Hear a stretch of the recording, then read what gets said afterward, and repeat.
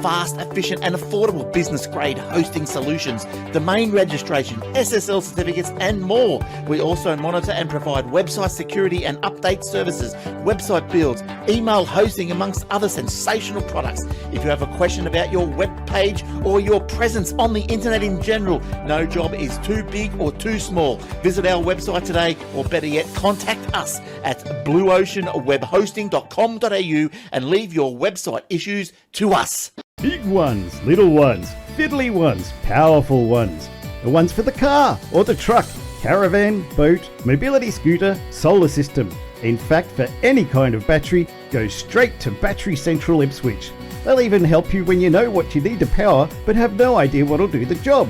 Battery Central Ipswich, 280 Brisbane Street, West Ipswich, in the yellow building. Expert advice, better batteries, best prices every day. That's Battery Central Ipswich.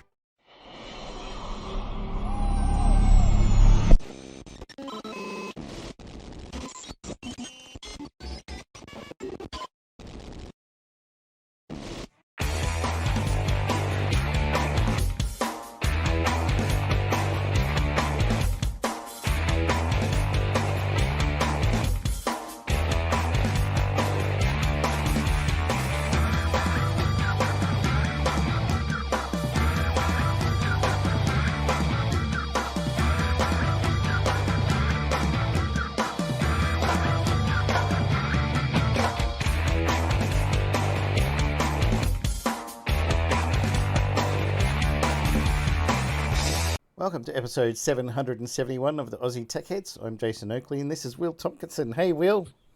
Yes, you are, and so am I. How you doing, mate? Are you sure? You No can't idea. prove anything. I don't even know what are we doing? Watching Netflix. Done. It's one of those, you know, where you get your friends to join in while you watch a movie and then you can talk, oh, did you see that? Wasn't that cool? And then your friend's one of those people like, shut up, I don't like talking during the movie.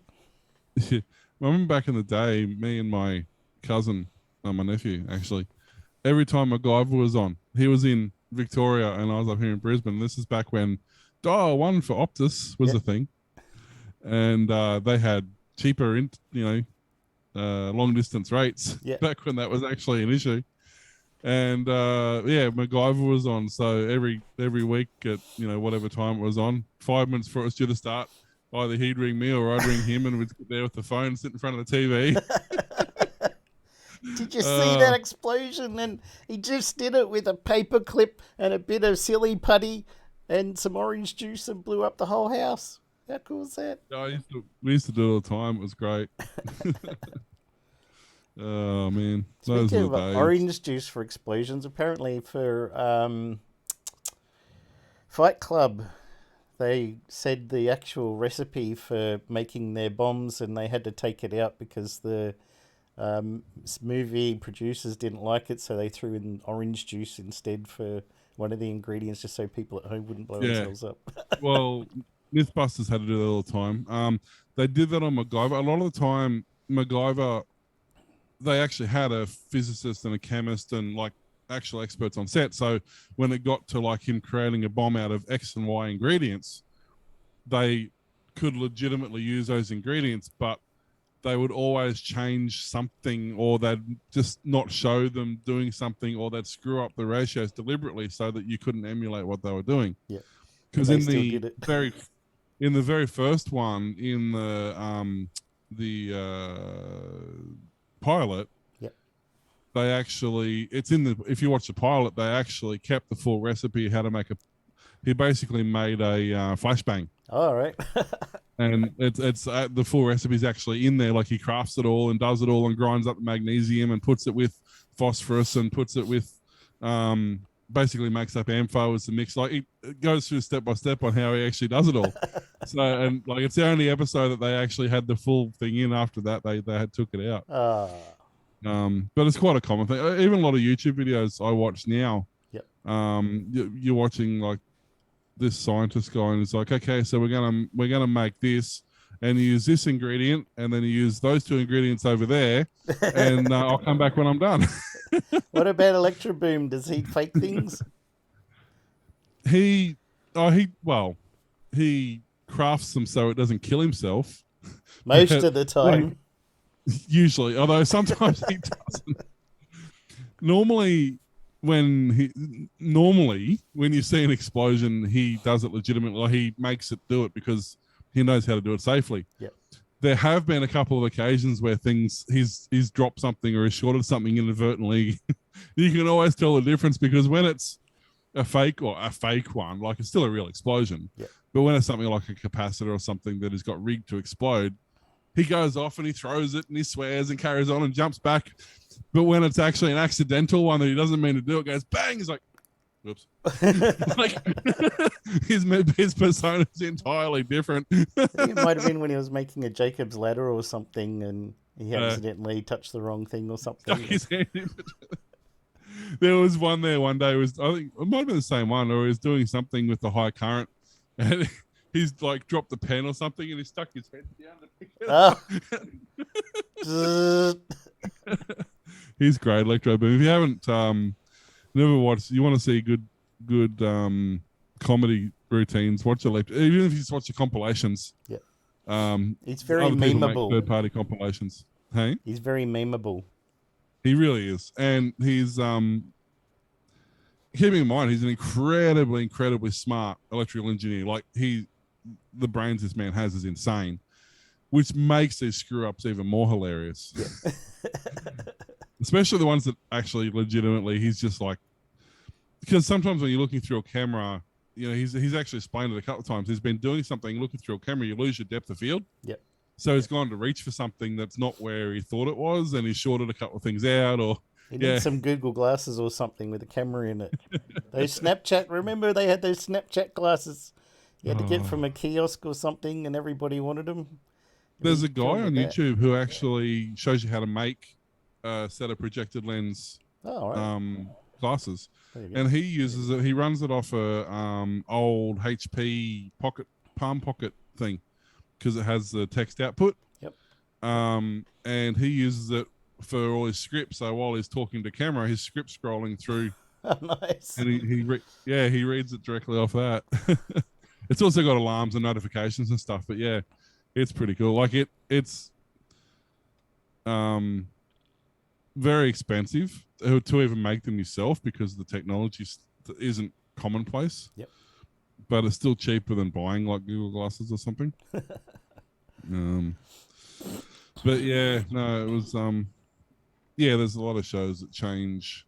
He's way Even I was watching Blue Healers. Yep. And I was watching it behind the scenes, ironically years after the show finished. But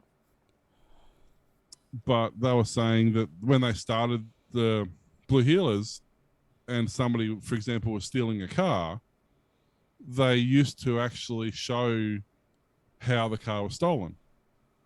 But of course, after the first few shows, they revised their plans. Yeah. But the dumb part is they had a Magna, and this thief stole a Magna, and he literally like reached under the dash, pulled out some wires, touched two wires together, and drove off. Yeah. And this prompted Mitsubishi to put a massive ad campaign out saying our cars can't be stolen that easy, and they contacted Blue Healers and said you need to address this, and that's not how our cars, they're more secure than that, and they got really advanced, anti-theft It's been like a staple of movies for 50 years. Hardware. Yeah, and Blue Healers is like, well, okay, either you understand that this is a TV show and every car gets stolen that way, or we can legitimately reshoot that entire episode and actually steal it the way you would steal a car for real. Yep. Oh. Just get one of those signal boosters in between the car and the keys. So, but yeah, well, that was the other thing too. The original Gone in 60 Seconds, done in the mid-'80s by HB Halakai, he did the original Gone in 60 Seconds, Gone in 60 Seconds 2, The Junkman, and actually died while filming the third one when he saved a kid from a falling water tower. Jeez. There was a water tower that was rigged to explode as the cars went under it, and this kid wandered onto set right under this water tower as it was about to fall. Oh, God. And he basically ran up to the kid and threw the kid safe, and the water tower landed on him. But the original Eleanor and everything comes from the original show. Yep.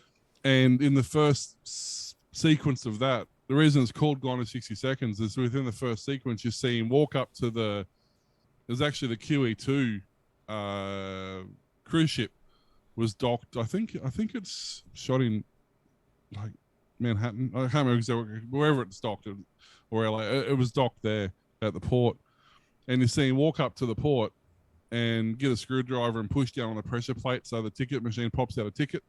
He grabs the ticket, wanders over to the car he wants, gets which is commercially available actually, gets a door popper kit, just puts it down, pops the lock, jumps inside, reaches under the dash, pulls the wiring off the back of the dash, gets a slide hammer, screws it into the lock, pops the lock out of the dash, gets a spare key he's got, plugs it in, starts it, and drives off.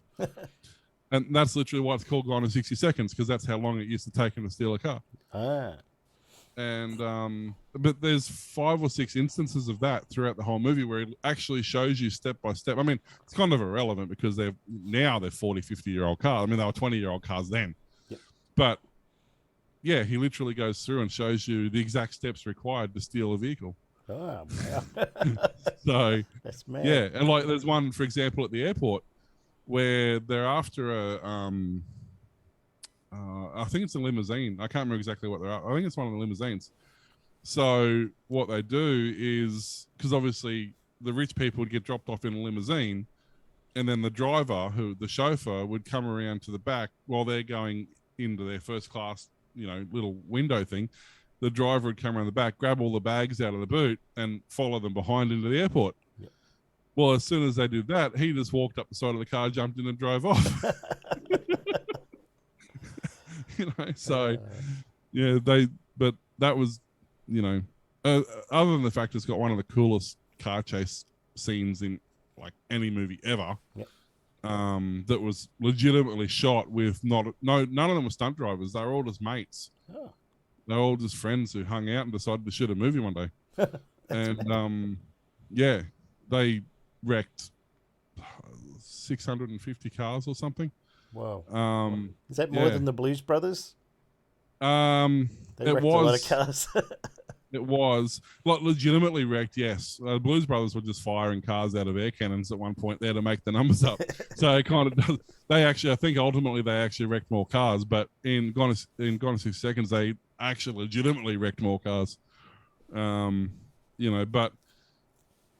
they don't do movies like you back then they had shots of them going over. Actually, a lot of this, if you've watched the original and you watch the new one, a lot of the suburbs and street names and everything are actually really familiar because they kind of follow the same path. Oh, okay. That's cool. Yeah.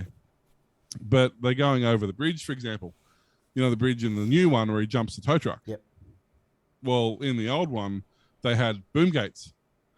And you see him just absolutely fly through these boom gates at like 120 mile an hour. And like, they didn't know.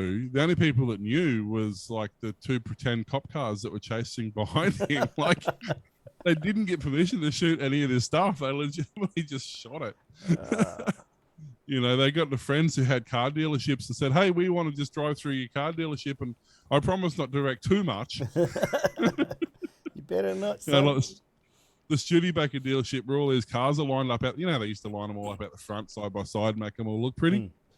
Well, what they did was they put the end couple, they put them on basically steel plates and put a bit of oil down on the concrete so that when he hit them, they'd slide. So it just looked good for the film. Well, the problem is you completely misjudge your speed. Remember, not a stunt driver, just a good driver. Completely misjudged his speed, hit it about 4 times the speed it was supposed to hit it at, and drove about 8 cars into each other. Yeah. Great movie. If you haven't seen it, you got to watch it. Preferably get there's 3 versions of it, annoyingly. The new director's cut is probably the worst one because they cut out one of the best, like, 5 minutes of the movie in the car chase scene. The best one, if you can get it, is actually the original, I think it's called the anniversary edit that was on VHS. It's got the best version of it. But yeah, it's a lot of fun. If you like car chase movies, you've got to watch that one.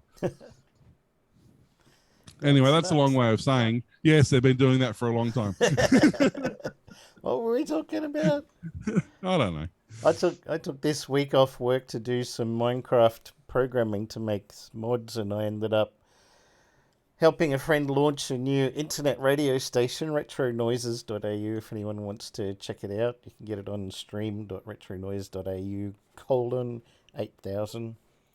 And we do a lot That's of... easy to remember. Yeah.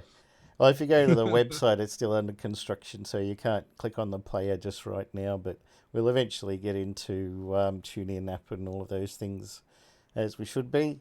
But it just started off, we were having a chat about stuff, and he said, wouldn't it be cool to, put together a radio station or something? I was like, yeah, that sounds good.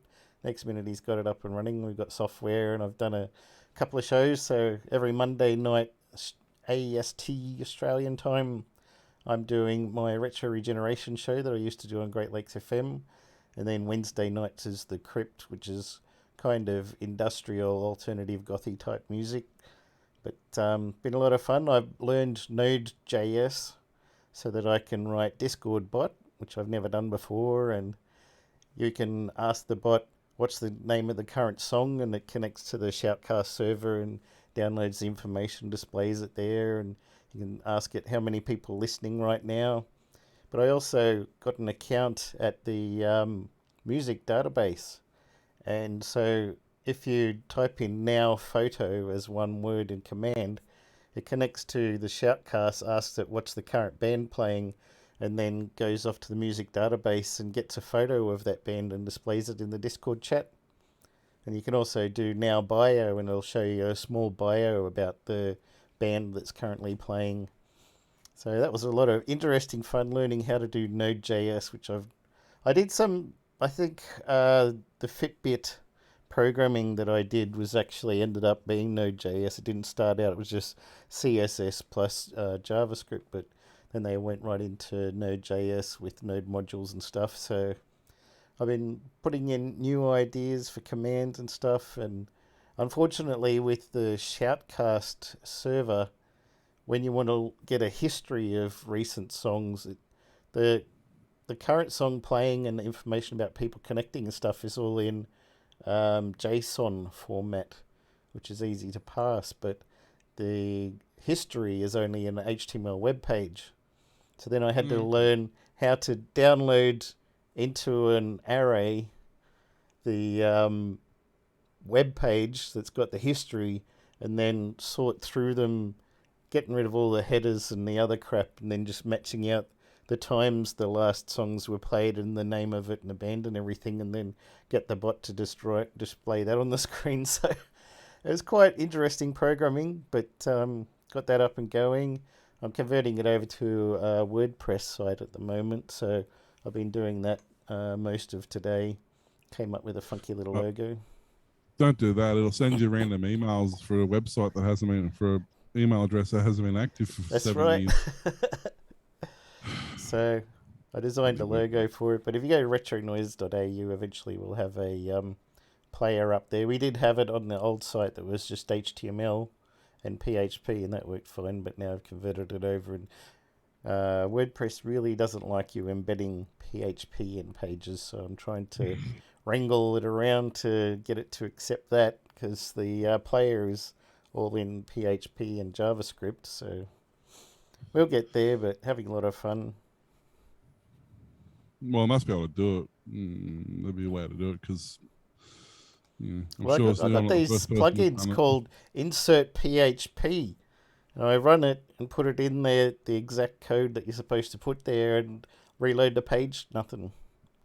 Try a JavaScript version, reload the page, nothing. So I don't know what's going on. That was for the 0.001 version that was released 2 weeks ago.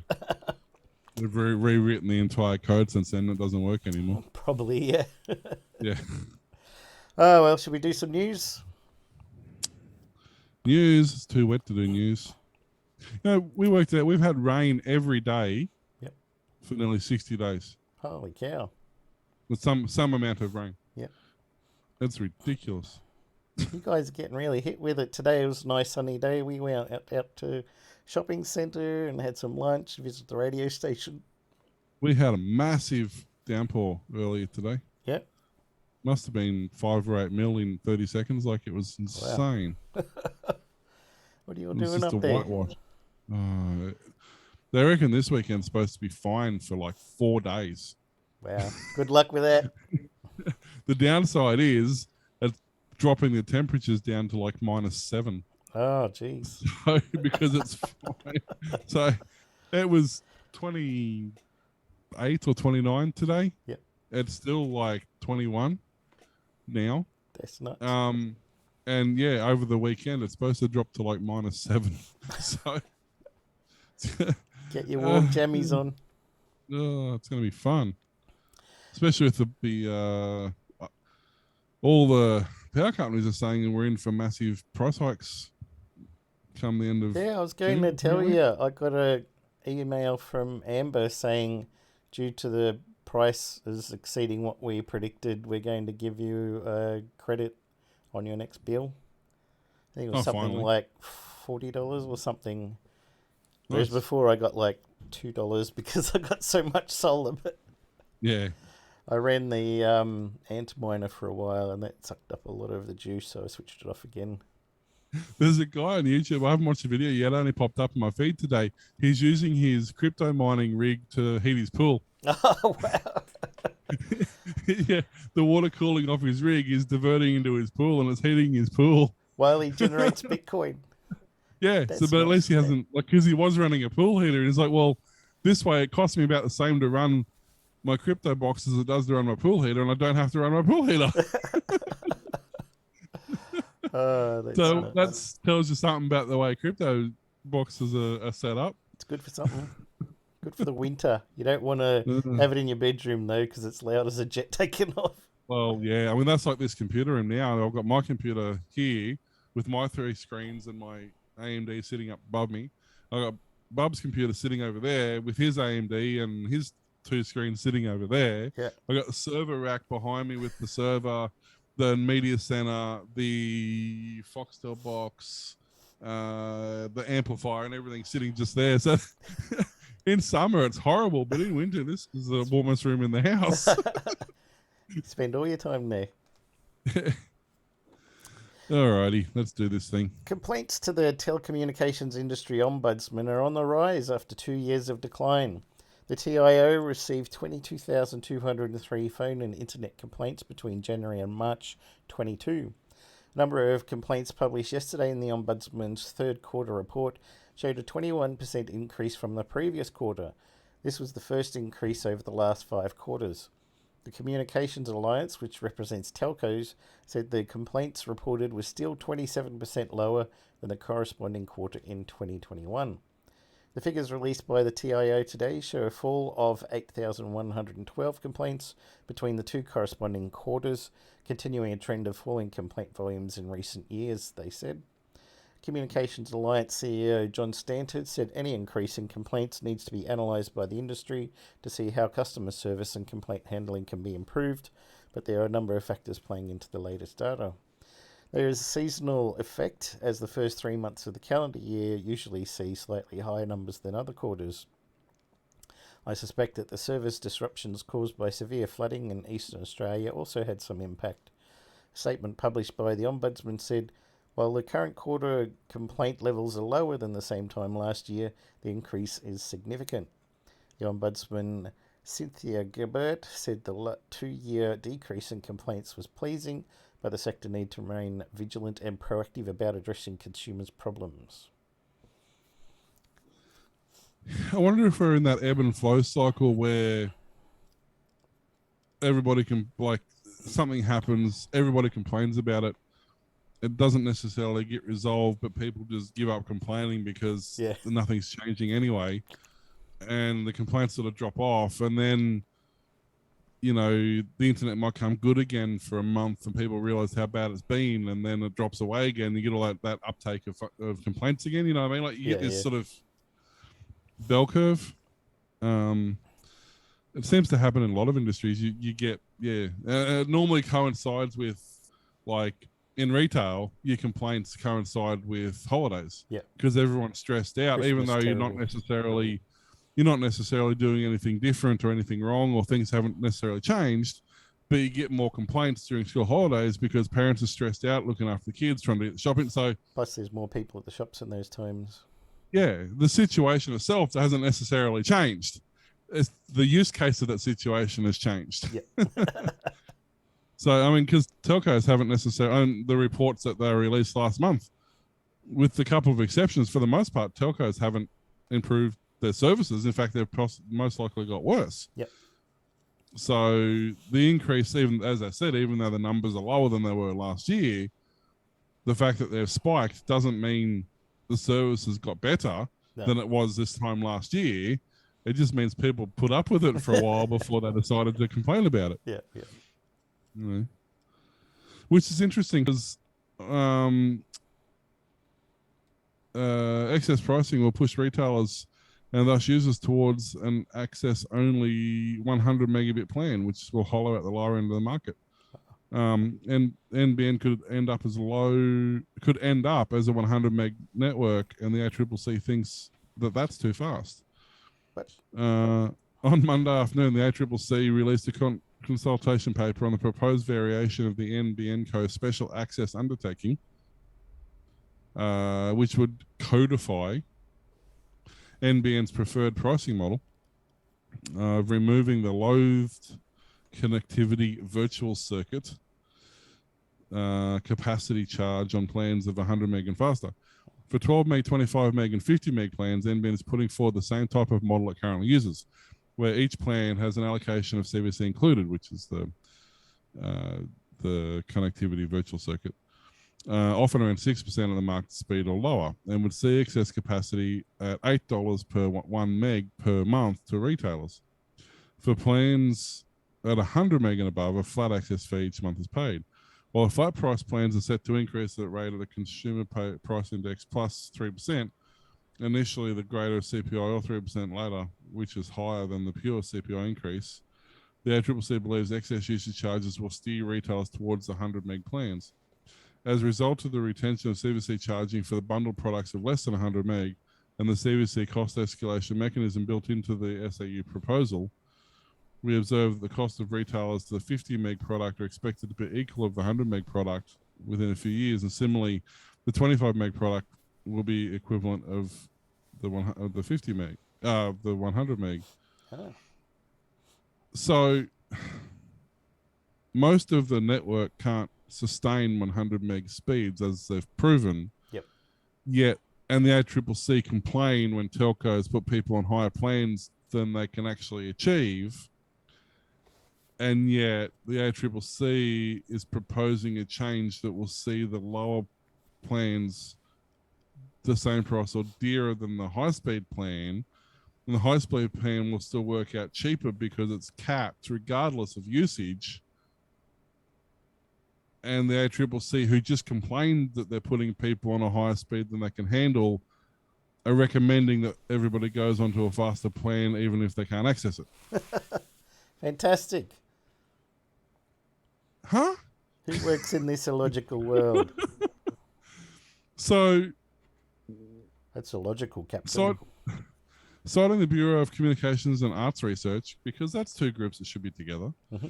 the paper said it's forecast that median household speed requirements will be a mere 29 megabits a second in 2028, and only 0.1% of households will need greater speeds than 78 meg a second, while retailers generally are the only ones who need a 100 meg a second.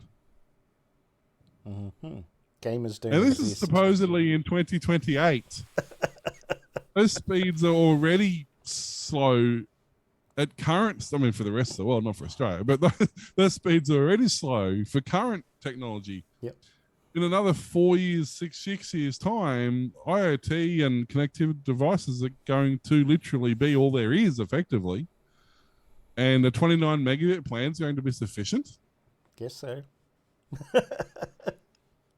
Well, What? but then the NBN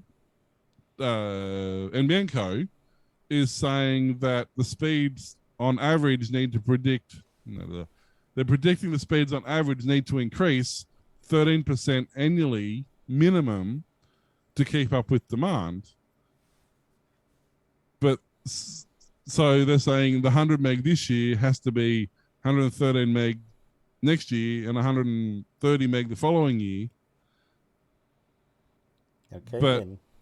But this communications and arts research, for whatever that's a thing, says that the speed's going to go down. But then the NBN comes out and said, yes, the speed's going to increase, or the peak speeds are going to be required to increase, but it's okay because we're going to increase the CVC at the same speed, at the same rate. So, oh dear, man, I'd love to be the person in charge of this corporation and just like fire everybody and start again. Like literally, that's what needs to happen. Everybody who's involved in this project needs to go away. Start over with people who know what the heck they're doing. So, along with having the technologies introduced by the coalition government in 2013 brought under the SAU, the proposal seeks to separate NBN services into core and non-core. A non-core is proposed to cover enterprise Ethernet, business satellite, and satellite mobility services would not be bound by the SAU. In an effort to recover its initial cost to build the network, stated at $38 billion in real terms, or $44.5 billion in nominal terms, NBN is putting forward a revenue cap mechanism where it would not make enough money to recover costs for some years, but would begin to rein it all back during later years. The implication of the scenario is the revenue cap would likely fail to act as a binding constraint to NBN Co. or provide any basis for setting prices. Under the NBN Co's proposal, there remains no link between underlying costs. Yeah, and here's the problem. There remains no link between underlying costs and the price structure, price levels, or projected price paths. Furthermore, NBN Co's proposed pricing and proposed price paths do not appear to contain any direct link to the current or future demand. They just make it up as they go along. Exactly. Not only do they have the ability and the legal standing to basically make it up as they go along, they're not even trying to justify it by saying, oh yeah, but it'll help it pay the money back quicker or anything like that. No. Just because we want to. And then they're surprised where the NBN shares just majorly tanked when this came out. Like, who's surprised by that, really? Nobody. How'd you like to go shopping with no cash whatsoever? If a coinless trolley national retailer Coles is trialling takes off, you'll be able to use your phone instead. The grocery giant is trialling the technology as a possible solution to the expensive problem of trolley theft. Various outlets, including Herald Sun, reported that the trial is taking place at Coles Camberwell store.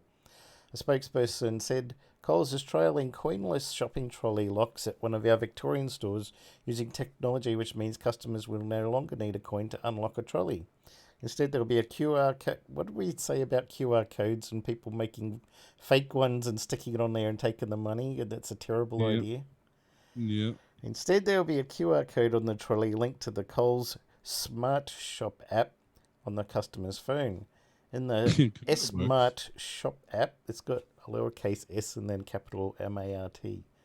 Smart Shop app, a customer will purchase a $2 digital coin, and when the trolley is returned and locked, the deposit will be returned to the customer's account. In the Camberwell trial, customers who can't use coinless trolleys have to make arrangements with a staff member. It's hoped the technology will help minimise abandoned shopping trolleys in the community, the spokesman said. I saw that when we were down in Victoria that they had the trolleys that had the car park had a induction coil around it, so if you tried to drive your trolley past, the wheels would lock. They've basically all had that up here for years. Nowhere around here does. You can take the trolleys anywhere. You see them down at the park here. They got a guy with a tractor who drives all around town every couple of days picking up all the trolleys. No, that they're mostly also all like $2 coin anyway, or token. But my question is, like, if you are willing to take home a trolley already, you just spent $2 on, and you're gonna lose your deposit, then what's the difference if you use the app? Maybe they can track you down and knock on your front door and say, give us back our bloody trolley, you bastard. because you're the sort of person who's going to put all your correct information into the app, right? Yeah. I 123 High Street. yeah. I mean, if you're going to go that far, why don't you do like the Amazon stores are doing in the States and be completely cashless? You literally, as you put something into the trolley, it knows what you've put into the trolley, what you take out of the trolley, and it just charges you when you walk out the door. Yep. You don't even That's have smart. to stop at a checkout. It just literally charges you for what you've got in your trolley. They don't even need anyone working there. They've got people there to stock the shelves. That's the only reason they got people there. And I mean to help customers if they need to find something or whatever. But they don't have that the whole Aldi problem where there's 400 people in the shop and then they just close 3 registers. Yeah. Why do they change them so often? You go into the Aldi, it's like checkout number Because 4 is closing, checkout number 5 is opening, Yeah. checkout number 6 is closing, checkout number 2 is opening all day long. Because normally the way it works is like Woolies and Coles and all that. You have effectively dedicated checkout people and basically store people. Hmm. And although the two can cross over jobs, you usually have 3 or 4 dedicated checkout people who just work the checkouts. And if it's really quiet, they might close a couple and go and help stock shelves.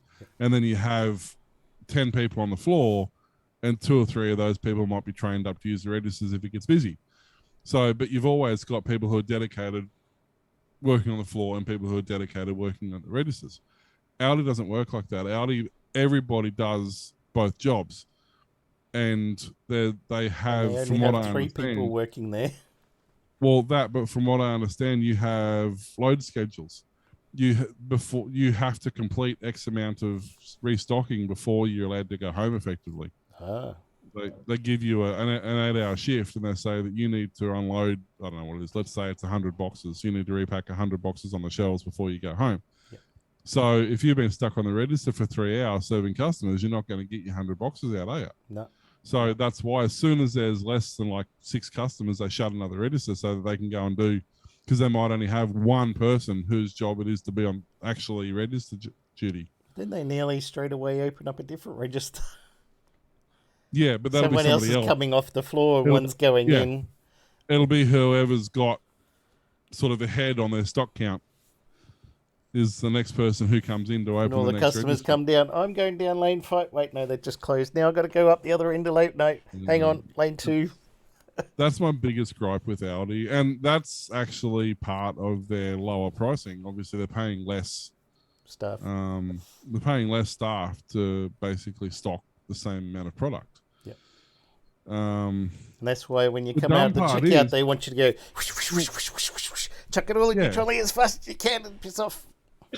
I don't. I stand there and load it slowly, and they get the shits at me. But it's so funny. I just stand there and slowly put it away. I'm like- One time this guy walked around and he starts doing it himself. And no, I'll just stand there, and as they scan the stuff, I'll put it away, and then I'd want that in a different bag, so I put that in a different bag. And you can see, and I just look at the aisle and say, well, if they actually cared about the customers, they'd open another register. Yeah.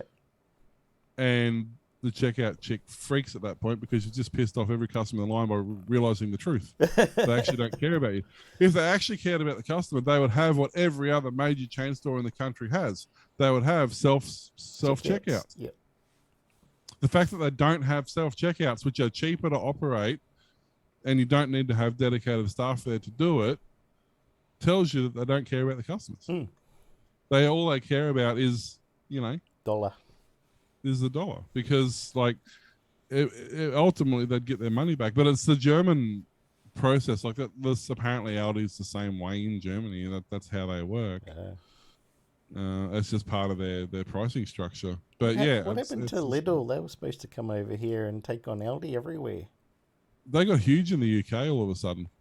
Oh. They really took off in the UK, and I think they focused their efforts there because there's like in the UK, wherever there's an Aldi, there's a Lidl. Like they're literally next to each other. Like, it's basically the whole Masters and Bunnings thing, I think. Or Microsoft stores and Samsung stores and Apple stores. Yeah. It's funny though. I haven't heard about Lidl much since Masters disappeared. Oh. So I don't know if they were going to be the same sort of deal, or Ours became the council offices. They all moved out into the big building, got it done out with nice stuff. Instead of fixing the roads and bridges and yeah, stuff, they bought a warehouse and completely fitted it out with fancy LCD screen out the front. that sounds about right. Why do it properly when you can piss everyone off in the process? Exactly. What are we doing? Oh yeah. Speaking of Amazon and the like,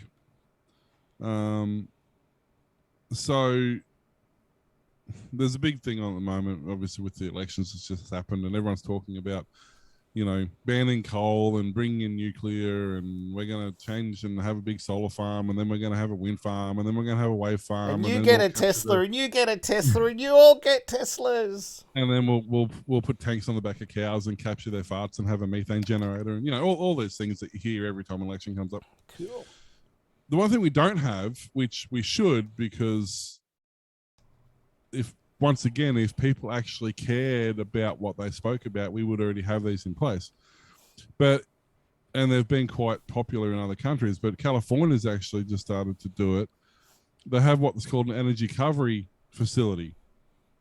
And they're generally localized to like local districts. So it's like having a local tip sort of thing. But what they do is in this case, they're working with industries, but it doesn't necessarily have to. The way, like we've got Swanbank here, which is effectively a coal-fired power station, but they burn a lot of the rubbish. The thing is with burning rubbish, it's not super efficient generally because there's a lot of plastics, there's a lot of materials in there that just don't like to burn. But there's there's several different processes you can use that turns all basically anything that's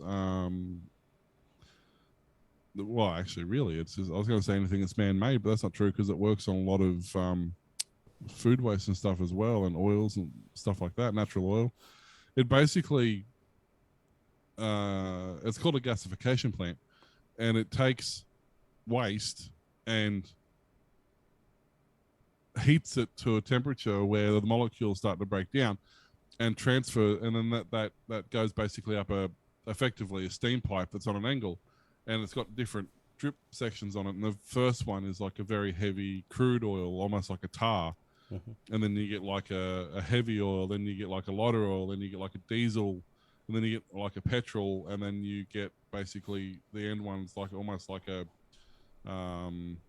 white spirit, and then the very end you get a flammable gas that comes out. And each one of those is a different variant of fuel to some degree.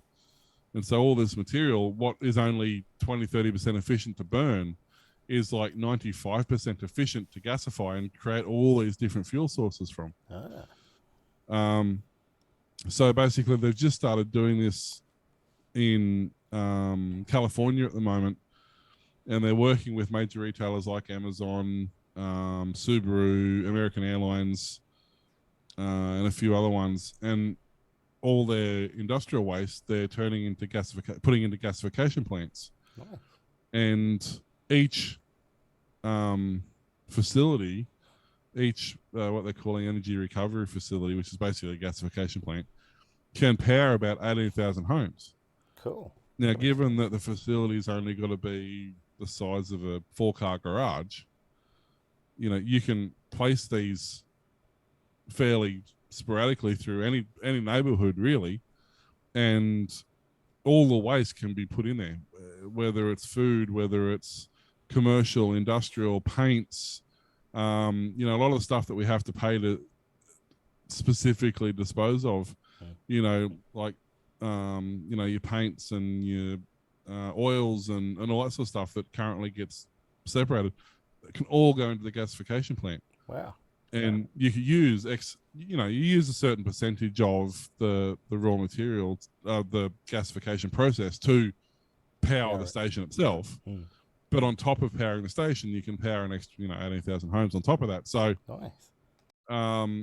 you're not worrying about landfill. You're not worrying about. You don't even need to worry about recycling. You don't need to worry about any of that stuff, because a lot of the stuff, the certain grades of oil and that can go to run internal combustion engines. They can be used for heating. They can be used for, used again as oil and lubrication, and they can be turned back into petrochemical products again and petroleum-based products. And so it has multiple uses. And it's a very, very cheap technology to implement. It's very cheap to run and manage. It doesn't take a lot of skill. It can be run by somebody with not a lot of training. And the stupid part about it is we used to use gasification plants 100 years ago to make power. Yeah. So it's not a new technology. It's an old technology. Come But around full circle. for whatever reason, they suddenly decided that they're not going to use them anymore. It's a super incredibly efficient technology. Japan, Denmark, Germany, for example, they use these processes and have done for a lot of time. They don't have, like we have. We banned incinerators, at least in Queensland.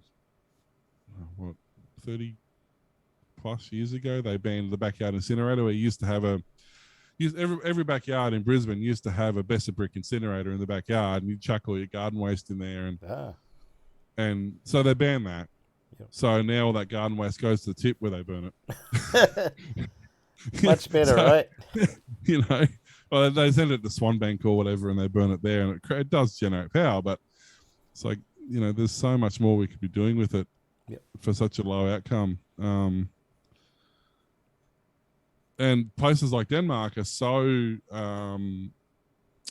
efficient with their power systems that they don't have any waste left over. They're actually importing waste from other countries because they can't generate enough waste to use these power stations at their full efficiency. So they're actually buying. They're not buying power. They're exporting their power. They're selling their power for more than that's costing them to buy the rubbish from the other country. Or they're not really buying. They're almost, I guess they're technically selling waste from the other countries because the other countries are paying to dump it there. So they're not buying the waste. They're selling it. Well, you know what they say, don't you? One man's trash is another man's treasure. Or electricity in this case. It's literally true. Yeah, they've run out of. I think there's a few. I think Finland's another country that's done it. I was reading an article on it a couple of weeks ago. That they literally don't have any more rubbish. They've gone through their all their public parks and their nature reserves and everything, cleaned out all the stuff that's dead, and they've got pristine countries because they just need more rubbish. Let's do it. Let's do it. There was a thing. I think it was in Germany. I can't remember. I want to say it was Germany, but I could be wrong. There was actually an issue of, I think it was the last winter they had, where a lot of the new houses and estates that were built were so efficient, they weren't using all the heating that they were expecting it to use. So they had all the, because they have a lot of the European towns have like understreet heating, and a lot of your building heating, and a lot of your heating is provided by the council. It's all done through big water pipes and stuff like that. And they're saying to people, look, you need to like turn your air conditioners on and cool your houses down so we can get the heats out of these pipes, because you're not using enough of the heat that we're generating, and we're having backlog issues with generating the heat. So you've actually got to use some more heat. Like I could do with that in Texas. Yeah. Well, they didn't know what to do. They had snow, and they're like, then they had 2 inches of snow, and they're like, okay, let's shut down Texas. And then they had like a foot of snow, and they went, okay, Texas is broken now. Yeah. Electricity doesn't work anymore, and then it gets to summer, and they're like, "No, we don't have electricity for air conditioning either." So you either freeze to death or you burn up. Something's going to happen. Well, you see, California's just banned like generators and stuff now. Oh, Yeah, know that. there's no more small. They've basically banned anything with a small engine. So that'll fix you know, it. because That'll fix- it's not like California had no power during those cyclones No. last year either. It's like, really, do the people who like not No. pay attention to the world around them, like at what point have you decided, oh, we don't need power anymore? Yeah. Disrupt two But yeah, sticks so I thought together. that's interesting that a lot of the world now is actually doing deals with big corporations instead of going, hey, you need to be carbon neutral and have this many carbon offset credit. That it's like, just dump all your rubbish over here, and Give we'll us turn money. it into power. Yep. You know, like that's literally how it is now. So. HP is launching a Linux laptop preloaded with Pop! OS, the Ubuntu-based distro created by System76. Yeah!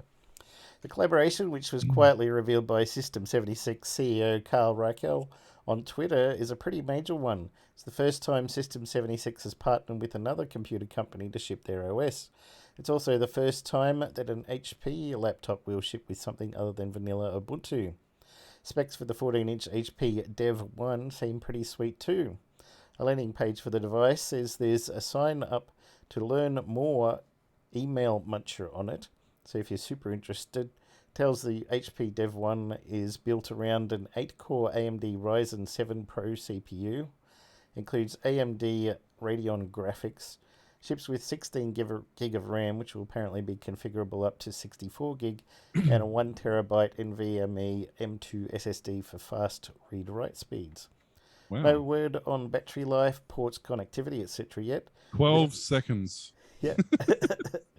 It's an AMD chip. I'm sorry, you can't have long battery life and an AMD chip. As much as I love AMD. Yeah. The chassis of the device appears to be retooled from the rather well-received HP Elite Book line. Get ready for a laptop that's customized for the way you code, featuring pre-installed Pop! OS Linux and a tuned Linux keyboard with a super key. HP Dev 1 was designed with developers in mind, the page read. The one product shot of the laptop at present is intriguing. The build of the laptop looks premium. The keyboard has an inset nub and an unbranded super key. Two, presumably speaker grills, flank the keyboard. Pricing for the HP Dev 1 starts at $1,099, sans shipping. As for where you'll be able to buy, it's as yet unknown. Availability is yet to be revealed. We're hoping Europe is included, as System76 don't usually ship to Europe directly. Pop! OS is preloaded as the only OS on the HP Dev 1. Support for the laptop and the OS will be provided by HP reps. Firmware updates will come via LVFS, which is pretty cool. And more details on the HP Dev 1 will be revealed in June. Looks like you picked a good one to go with, Mr. T. You got me onto the damn thing. Yeah, that's great. System 76 started off making hardware, couldn't find good software, so then they moved into making software to support their hardware. Yep. It's interesting that they're using HP. I mean, HP, it makes sense because HP have a long history of running AMD. Yeah, I think you could dual boot, couldn't you? You could either buy a Linux laptop or buy a dual boot and pick Linux or Windows, and it'll install whichever one, I think. Yeah, they've shipped with that. I think that was if you did a recovery, you had the choice. But if you bought one, you actually chose which one you bought when you purchased it. Right. But even back in the day when you had the HP like workstations or whatever they were called, desk stations or whatever they called them. Yep. Even back then, you could get them with Linux. It was quite common to see Red Hat on them actually back in the day. They were very popular Red Hat terminals.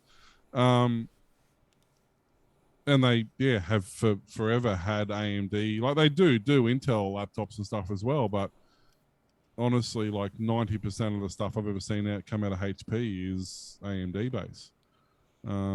Except their server stuff. That's usually Intel because it's server stuff. But yeah, I'm not surprised. I mean, they're using relatively standard hardware. I have had a couple of I actually currently have a HP laptop. I just hope that this is a step up in quality, because the first one I had went through maybe 6 or 8 hard drives in 2 years. Wow, that's not. I replaced the RAM like 4 times. It's all under warranty. They swapped the main board out twice.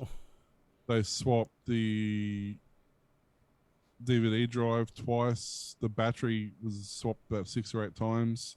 The screen got a brand new laptop several times. The screen got repaired like twice, and then the last time it went in, the main board went again, and they went, "Look, you've got 3 months left on your extended warranty. It's going to take us maybe 6 months to get a board because they're just not available. So we'll give you the new model that's just come out, the newer. This was like the top end model, like the 3 years prior, and they're like, well, we'll give you the top model now that's just come out. Yep. Similar specs. It was 32 gig of RAM. I think it was at the time a 500 gig SATA drive. I can't remember exactly. I think it was the Ryzen 7 or Ryzen 5 processor. Like at the time, it was the top of the range. And they said, look, won't have the extended warranty. We'll put the standard 2-year warranty on it, but you'll lose the last like 3 months of your extended warranty. And I'm like, yeah, that's cool. Let's do that then, because I've had nothing but troubles with this other one. So I get the new one, and it's DOA. Wow, what's your luck? They rocked up to Harvey Norman. They rang me, said, "Yep, come get it." I'm like, "Yep, cool." Oh, I better grab the information and whatever, and open it up to put the recovery in it, and wouldn't power on. Wow, what did they say? So they got another. You're a jinx, sir. You're a jinx. Pretty much. They didn't have any more because they ordered one specially, and it wasn't a one they carried because they don't have much demand for that. Yep. Got the new one in, and it's currently living in the shed because within 18 months, the battery, I went through 2 batteries, 2 more hard drives, had the motherboard changed out twice, and the power brick's been changed out twice. Quality and stuff. It's out of warranty now. So like HP used to make really good stuff, but based on and my sister bought a HP and a friend of mine bought the HP, and they've had exactly the same problems with them. It's nuts. So I really hope the System 76 is making them pick their game up, because they're gonna get if they don't, and they're relying on their current quality control, they're gonna have a bad rap real quick. Well, at least it's not running Windows. That should be a good start. No.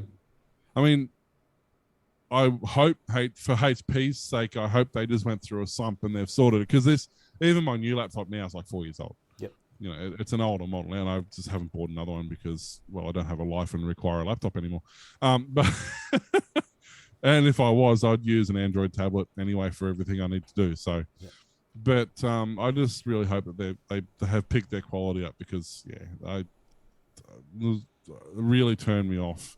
I wanted to go back to my old Cyrex 686 650 IBM ThinkPad that I had. Yep. That was a workhorse. That thing just churned all day and all night. I never turned it off. Yep. Even when it went in my backpack, it was never off. It was always processing something or doing something. It ran 24/7 for many, many years, that thing.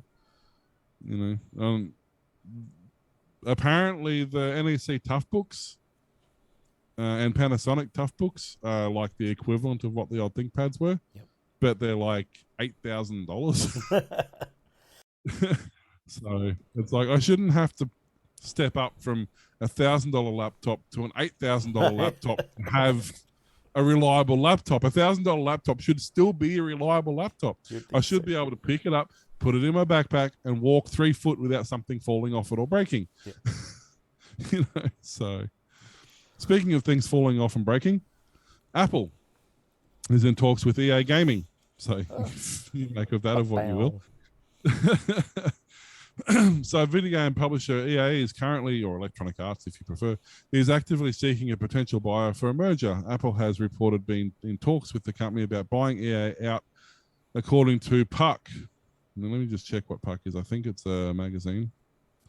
It doesn't say. You literally go to their website and it just says, okay, yeah, it's like some online tabloid thing.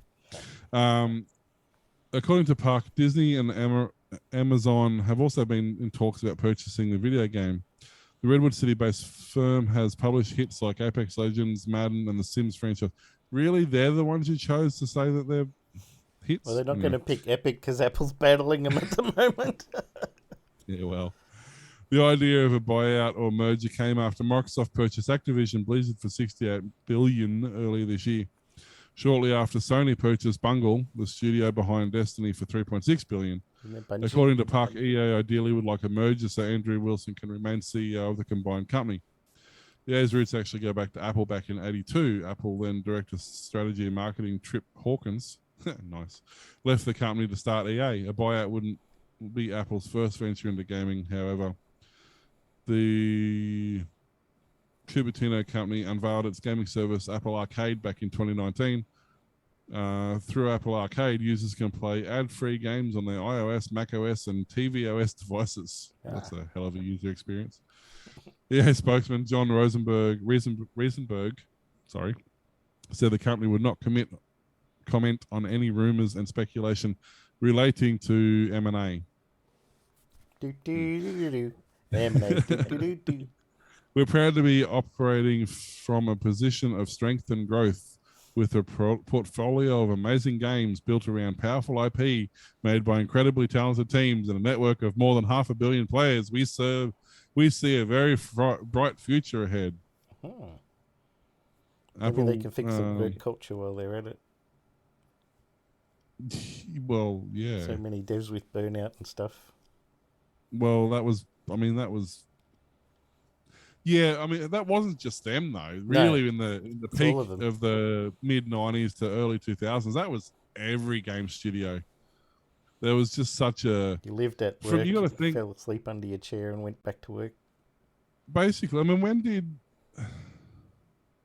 we kind of had the advent of the Intel and the PlayStation and like the Dreamcast, the Saturn, and all those sort of happened about the same time. So you suddenly had like